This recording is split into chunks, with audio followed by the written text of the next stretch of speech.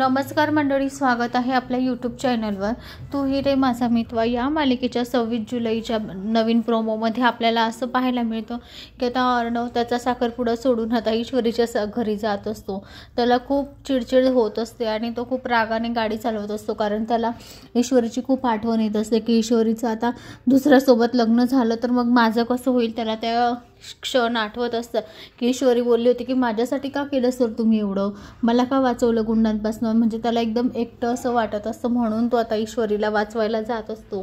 तर आता इकडे ईश्वरीच्या घरी आता एंगेजमेंटचा प्रोग्राम चालू झालेला असतो. ईश्वरी आणि राकेश आता दोघेही समोरासमोर बसलेले असतात. तर आता अर्णव आता ईश्वरीच्या घरी पोहोचतो. तेवढ्यातच आता ईश्वरीची आई म्हणते राकेशला की आता आमची ईश्वरी आता तुमची होणारी बायको आहे.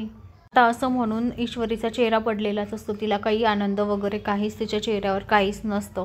तर आता तेवढ्यात तिचे बाबा म्हणतात की चला आता दोघंजण आता अंगठ्या घाला बरं, मुहूर्त टळतो आहे त्याच्यामुळे तुम्ही दोघंही आता अंगठ्या घाला बरं. आता राकेश ईश्वरीला अंगठी घालणार तोच आता त्या ठिकाणी अर्णवच्या गाडीचा आवाज येतो.